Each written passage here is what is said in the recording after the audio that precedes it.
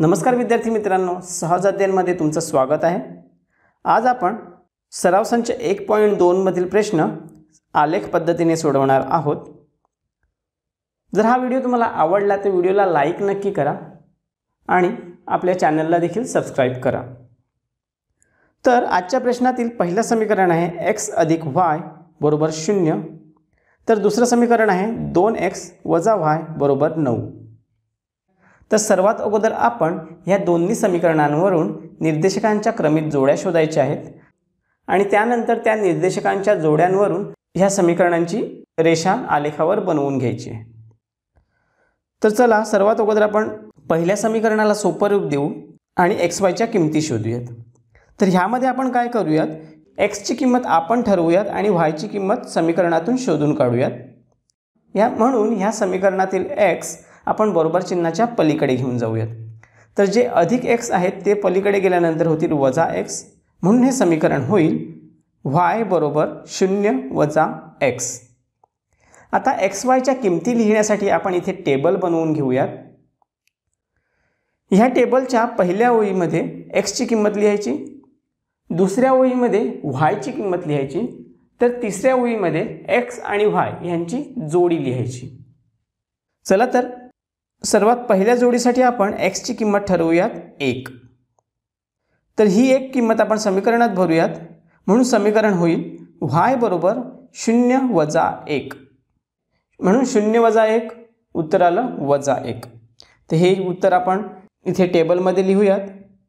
त्यामुळे आपली जोडी तयार झाली 1, -1। आता दुसऱ्या क्रमित जोडीसाठी आपण x ची किंमत घेऊयात 2। तर ही 2 किंमत आपण समीकरणात भरूयात, म्हणून समीकरण झालं y = 0 - 2, त्यामुळे उत्तर आलं -2। ते आपण इथे टेबलमध्ये लिहूया आणि ह्यामुळे आपली दुसरी क्रमित जोडी तयार झाली 2, -2। आता तिसऱ्या क्रमित जोडीसाठी x ची किंमत आपण घेऊयात 3। 3 किंमत आपण समीकरणात भरूयात, म्हणून y = 0 - 3, उत्तर आलं -3।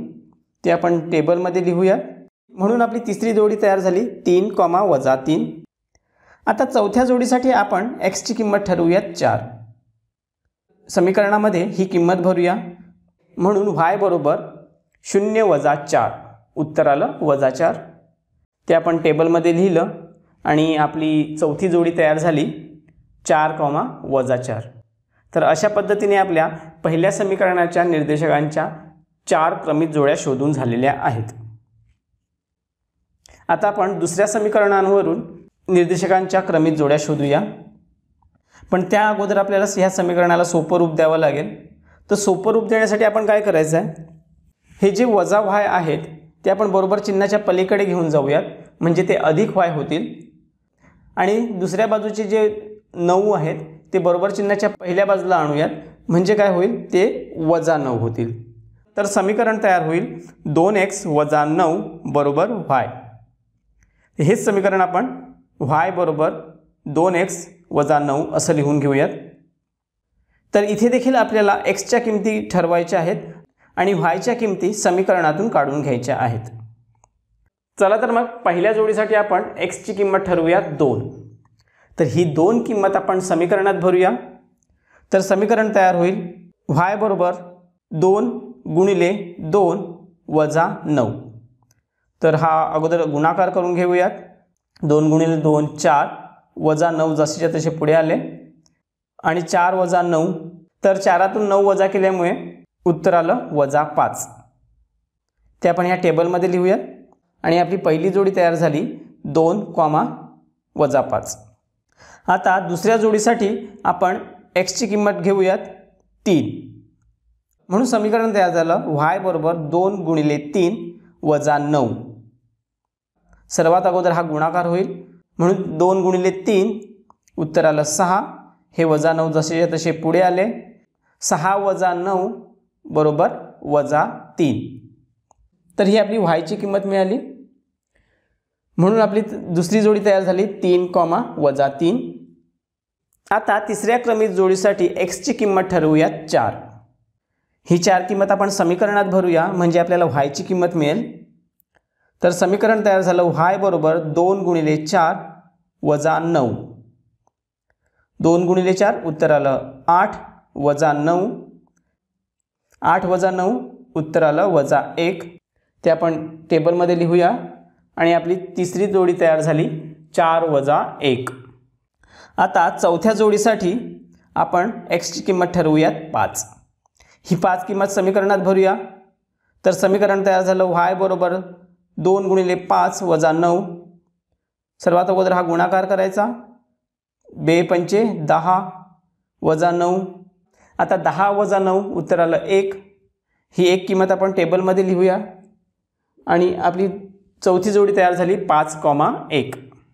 तर आता दोन्ही समीकरणाच्या निर्देशकांच्या क्रमित जोड्या आपल्याला मिळालेल्या आहेत.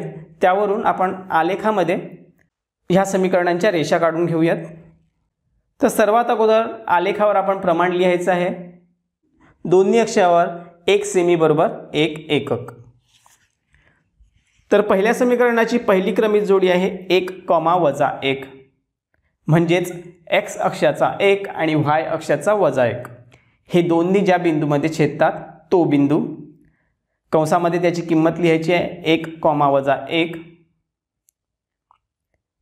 आता दुसरा बिंदू 2, वजा 2 म्हणजे x अक्षाचा 2 आणि y अक्षाचा वजा 2. हे दोन्ही ज्या बिंदूमध्ये एकमेकांना छेदतात तो बिंदू. कंसामध्ये त्याची किंमत लिहायची आहे 2, वजा 2.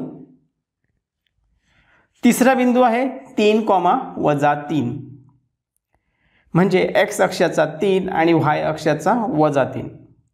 हे दोन्ही एकमेकांना ज्या बिंदूमध्ये छेदतात तो बिंदू. कंसामध्ये ह्याची देखील किंमत लिहायची आहे 3, वजा 3. आणि आता चौथी जोडी 4, वजा 4 म्हणजेच x अक्षाचा 4 आणि y अक्षाचा वजा 4. हे दोन्ही एकमेकांना ज्या बिंदूमध्ये छेदतात तो बिंदू.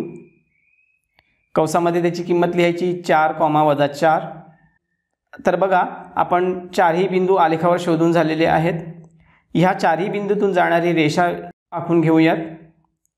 आता ह्या रेषेला नाव द्या x अधिक y बरोबर 0. आता आपली पहिली रेषा तयार झाली आहे. दुसरी रेषा तयार करून घेऊयात. तर दुसऱ्या रेषेसाठी निर्देशकांची पहिली क्रमित जोडी आहे 2, वजा 5 म्हणजेच x अक्षाचा 2 आणि y अक्षाचा वजा 5. हे दोन्ही एकमेकांना ज्या बिंदूमध्ये छेदतात तो बिंदू. कंसामध्ये त्याची किंमत लिहायची आहे 2, वजा 5. आता दुसरा बिंदू आहे 3, वजा 3. हा बिंदू आपण अगोदर देखील शोधलेला आहे त्यामुळे पुन्हा शोधण्याची गरज नाही. तिसरी जोडी आहे 4, वजा 1 म्हणजे x अक्षाचा 4 आणि y अक्षाचा वजा 1. हे दोन्ही एकमेकांना ज्या बिंदूमध्ये छेदतात तो बिंदू. कंसामध्ये त्याची किंमत लिहायची आहे 4, वजा 1. चौथी जोडी आहे 5, 1 म्हणजेच x अक्षाचा 5 आणि y अक्षाचा 1. हे दोन्ही एकमेकांना ज्या बिंदूमध्ये छेदतात तो बिंदू. आता आपले आलेखावर बिंदू शोधून झालेले आहेत. ह्या चारही बिंदूतून जाणारी आता रेषा आखून घेऊयात. तर अशा पद्धतीने ही आपली रेषा तयार झाली. ह्या रेषेला नाव द्यायचं आहे 2x वजा y बरोबर 9. तर पहा ह्या दोन्ही रेषा एकमेकांना छेदतात 3, मध्ये म्हणजे हीच या समीकरणाची उकल आहे. कारण की x ची किंमत आली आपली 3 आणि y ची किंमत आली वजा 3.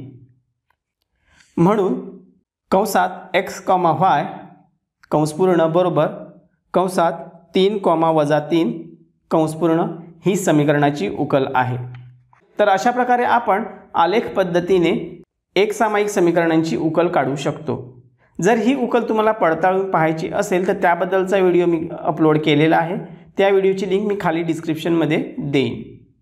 तो व्हिडिओ पाहून तुम्ही तुमची आलेली उकल पडताळून पाहू शकता. जर हा व्हिडिओ तुम्हाला आवडला असेल तर व्हिडिओला लाईक नक्की करा आणि आपल्या चॅनलला देखील सबस्क्राईब करा. तुमच्या इतर मित्रमैत्रिणींसोबत देखील या व्हिडिओला शेअर करा म्हणजे त्यांना देखील आपल्या व्हिडिओचा फायदा होईल. तर आजच्या व्हिडिओमध्ये आपण इथेच थांबूयात. भेटूयात पुढच्या व्हिडिओमध्ये. तोपर्यंत काळजी घ्या. थँक्यू.